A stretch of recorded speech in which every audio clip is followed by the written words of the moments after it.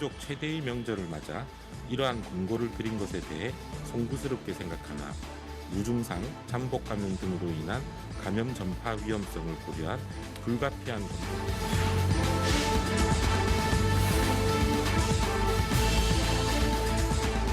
일부 단체가 추석 연휴 기간 중에 개천절에 대규모 집회를 예고하고 있어서 참으로 개탄스럽습니다. 과연 국민의 생명과 안전은 안중에도 없는 것인지 묻지 않을 수 없습니다.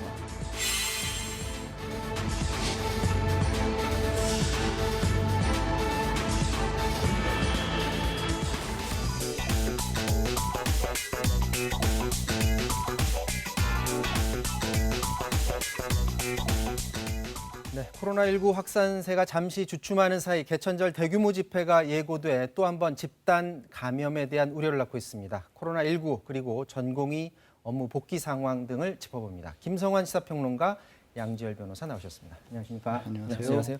먼저 신규 확진자부터 보고 가겠습니다. 오늘 156명.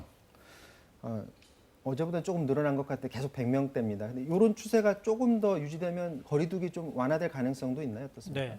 오늘 이제 손영래 중앙사고수습본부 전략기획반장이 이제 밝힌 내용인데요. 네. 그러니까 지금 일단 확진자가 폭증하는 추세가 확실히 꺾인 거 맞고 100명대가 지금 안정적으로 발생하고 있으니 지금 이제 이번 주말 일요일까지 2.5단계가 계속 유지되는 거 아니겠습니까? 수도권이요? 예, 수도권의 경우에 그러니까 현 단계를 유지하게 되면 앞으로 2주 정도 효과가 계속 나타날 것이다. 네. 그러니까 현 상황만 유지가 잘 된다면 이번 주말 지나고 난 다음에 2.5단계 사회적 거리두기가 더 연장될 필요는 없지 않겠느냐 이런 이제 의사를 내비쳤습니다. 자, 그러는 사이에 집단 감염도 산발적으로 계속되고 있는데 오늘도 대구 동충하초 사업 설명회 여기서 8명이나 확진 판정받았습니다.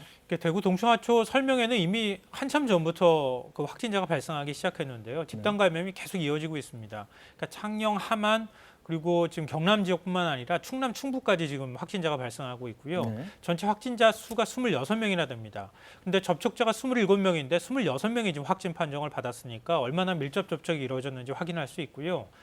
그리고 지금 창원에서는 또 그 역학조사를 위반했다. 이 부분과 관련해서 고발 조치까지 이루어졌는데 네. 창원에서 4명이 한꺼번에 같이 차를 타고 대구까지 이동을 했는데 그 과정에 창원 주민뿐만 아니라 함안 주민도 한 명이 껴 있었다는 거예요. 근데 3명이 함안 주민이 있다는 사실을 알리지 않았다 그래요. 근데 그것 때문에 지금 역학조사를 협조하지 않았다는 것 때문에 고발 조치까지 이루어지는 상황입니다.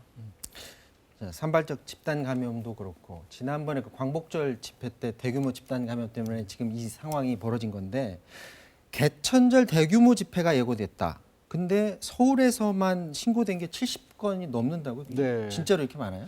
그렇게 많은 걸로 지금 신고가 이루어졌고 대부분 이제 경찰에서 받아들이지 않고 있긴 합니다만 네. 어찌됐든지 간에 이제 광화문을 중심으로 해서 종로라든가 을지로 입구 같이 광화문 지역으로 다 신청을 하는 겁니다. 저는 이게 광복절 집회 때 학습 효과라고 봐요. 그때 10개 단체가 넘는 곳에서 신청을 했다가 두 군데가 딱 받아들이니까 그걸 기회로 해서 많은 사람들이 한꺼번에 다 모여들었지 않습니까? 이번에도 마찬가지로 방법을 쓰고 있는 게 아니라 여러 개를 신청해서 한 군데라도 받아들여주면 다 갈 수 있다. 이런 생각을 하고 있는 것으로 보입니다. 자, 정세균 총리가 또다시 대규모 집회할까 봐 오늘 강력한 경고의 메시지를 내놨다고 하는데 한번 들어보도록 하겠습니다. 개천절에 대규모 집회를 예고하고 있어서 참으로 개탄스럽습니다. 과연 국민의 생명과 안전은 안중에도 없는 것인지 묻지 않을 수 없습니다. 정부는 방역을 방해하고 공동체 안전을 위협하는 행위에 대해서는 국민들께서 부여해 주신 공권력을 주저없이 행사할 것입니다. 경찰과 지자체는 법과 원칙에 따라 엄정 대처하고 필요한 경우 법원에도 정부 입장을 충분히 설명하시기 바랍니다. 자, 그러면 여기서 대한예방의학회 코로나19 대책위원장이죠. 김우란 교수 연결해서 코로나 확산 방지를 위해서 지금 뭐가 중요한지 그리고 이 항체 치료제 생산 관련해서 자세히 들어보도록 하겠습니다. 자, 교수님 안녕하세요. 예, 안녕하세요. 네. 지금 조금 전에 들으셨을 텐데 개천절 집회 관련해서 총리가 나서서 이제 경고의 메시지를 내놨습니다. 지금 국민들이 걱정하는 건 또다시 제2의 광화문 집회발 집단 감염 일어나는 것 아니냐 이런 우려의 목소리가 높은데 지금 양지열 변호사도 얘기를 했는데 한 군데서만 집회 열리더라도 지난번 사태 같이 또 벌어질 가능성이 있는 것 아니냐 이런 걱정의 목소리가 있거든요. 실제로 그렇다고 보십니까? 예, 맞습니다. 지난번에도 한 5만 명 넘는 사람들이 광화문하고 그 옆에 세종문화회관 쪽에 다 모였었거든요. 네. 저희가 이제 그 전철에서 내린 사람들 숫자를 보면 거의 7만 명 가까이 돼요. 그날 이용했던 사람들이. 그런데 10월 달에 다시 한번 또 그런 일이 생긴다고 한다면 이건 정말 큰일이고요. 단 네. 한 군데도 집회 허가를 내주면 안 될 것 같습니다. 지금 현재 이 정도라도 관리하고 있는 게 굉장히 많은 국민들이 지금 피해를 무릅쓰면서 참고 있기 때문에 그런 거거든요. 자, 이분들이 또 여기에 반발해서 또 법원으로까지 이거를 또 끌고 가게 되면 이런 전문의들의 목소리를 법 쪽에서 좀 유념해서 좀 들어야 될 것 같고요. 그래서 그런 결정을 해야 될 것 같습니다. 자, 앞서도 그 동충하초 설명회에 사람들이 참석했다가 많이들 집단 감염이 일어났다고 하는데 지금 소규모 집단 감염 계속되고 있고요. 또 이제 자기 동선 속이는 사례들도 나타나고 있습니다.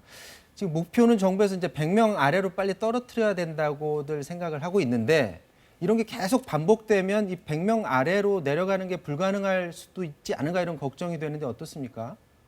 맞습니다. 지금 이런 이제 사업 설명회가 대부분 방문 판매나 다단계 사업 설명회입니다. 규모가 작고 법적으로 허가된 데가 아니다 보니까 신고하지 않고 모이는 거죠. 그래서 찾기가 굉장히 어렵고 또 한 명 확진자가 나왔을 때 주변의 접촉자를 조사해 보면 그 사람들 중에서 확진된 사람의 거의 한 30-40%는 증상이 없는 사람이에요. 네. 그 얘기는 뭐냐면 우리 주변에 무증상으로 감염되어 있는 사람들이 상당히 많이 있다는 거죠. 그러니까 누구라도 만나게 되면 감염 위험이 있고 따라서 지금 상태로 우리가 잘 관리해도 100명 이하로 내려가는데 시간이 좀 걸립니다. 저번에도 기 교수님이 말씀하셨었는데 이제 추석을 잘 봐야 된다. 이때 사람들이 많이 이동하게 되면 또다시 대규모 집단 감염 발생할 수 있다라는 우려를 하셨는데 정부에서는 지금 기조가 뭐 이동 금지는 아니고 자제해달라는 그런 요청을 국민들한테 하고 있습니다. 그렇다면 이제 국민 의식에 기댈 수밖에 없는 상황인데 어떻게 국민 의식에 기대서 사람들이 이동이 최대한 자제될 거라고 보시나요? 어떻게 보십니까? 네, 그래야 되고요. 사실 뭐 KTX를 절반만 판매한다든지 이제 고속도로에 뭐 무료화를 없앤다든지 한다고 해도 그 효과가 그렇게 크진 않고요. 결국에는 국민 개개인이 이번 추석 때 우리 가족이 다 건강하게 잘 살아남는 거를 최대 목표로 삼아야 되겠다. 즉 만나지 말아야 되겠다. 이렇게 결정해야지만 이번에 대규모 감염을 피할 수 있습니다. 네, 뭐 이번 추석에 고향에 내려가지 않겠다라는 생각을 하는 사람들도 있지만 정말 오랫동안 떨어져서 꼭 이번은 가야 되겠다라는 사람들도 있는데 이제 관건이 과연 얼마나 신규 확진자 수가 줄어드느냐 이게 관건인 것 같아요. 근데 과연 지금 같은 추세가 언제쯤 100명 밑으로 내려갈 수 있지? 이런 생각을 할 수 있을 것 같거든요. 과연 언제쯤 가능할 거라고 보여지고 어떤 것들이 주의를 해야만 숫자를 좀 많이 내릴 수 있다고 보여집니까? 저희가 이제 모델링을 하면서 계속 예측을 하고 있는데요. 저희 네. 모델링에 의하면 다음 주 말이나 돼야지 거의 100명대로 나오지 않을까 싶고요. 네. 제일 큰 변수는 뭐니 해도 사람들의 이제 움직임, 만남을 줄여야 되고 또 한 가지는 지금 8월 15일에 커졌던 그 만났던 사람들, 그때 감염된 사람들, 그 사람들에 의한 N차 감염자 이런 사람들이 아직도 다 검사를 안 받았다는 거예요. 그래서 조금이라도 그때 모임에 갔던 사람과 접촉했던 사람이라든지 가족이라든지 이런 분이 먼저 나서서 증상이 없어도 검사를 빨리 받는 게 중요하겠습니다. 네, 당분간은 만남을 줄이는 게 가장 중요한 부분이다라고 말씀을 하셨고요. 자, 이 얘기를 좀 해봐야 될 것 같아요. 9월 중에 항체 치료제를 대량 생산할 계획이다라는 기사가 나왔는데 지금 저희들이 그동안 듣기로는 치료제는 렘데시비르 이거 하나 알고 있었는데 항체 치료제가 정확히 어떤 거죠? 예, 아마도 회복자들의 혈장을 공여받는다 이런 이야기 들어보셨을 텐데요. 네. 회복된 사람들 몸 안에는 코로나19랑 싸워서 이긴 항체가 있습니다. 그래서 회복된 사람의 혈장을 조금 농축해서 쓰면 혈장 치료제고요. 네. 거기에 있는 항체를 발굴해서 배양해서 증식시켜서 만드는 치료제가 항체 치료제입니다. 네. 그런데 이 항체 치료제를 우리나라 기업에서 지금 생산을 해서 1상 임상 시험이 끝난 상태고요. 네. 그 결과를 봐서 이제 2상, 3상이 진행될 텐데 네. 2상, 3상을 위해서 좀 더 생산량을 늘리려고 하는 거고 사실 실제로 2상, 3상이 다 끝나고 이걸 쓰려면 한 내년 5월쯤이나 될 거예요. 아, 내년 그런데 5월이요? 예, 그렇지만 그때 5월에 잘 끝나면 바로 굉장히 많은 양이 필요하기 때문에 네. 생산 시설을 늘린다는 거죠.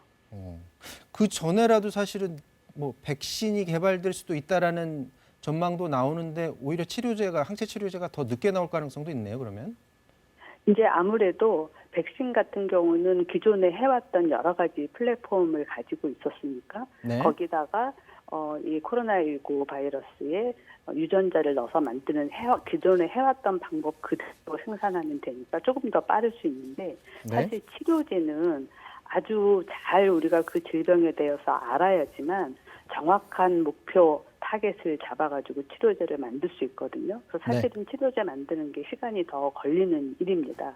그 중에서도 항체 치료제는 가장 빠른 종류입니다. 네.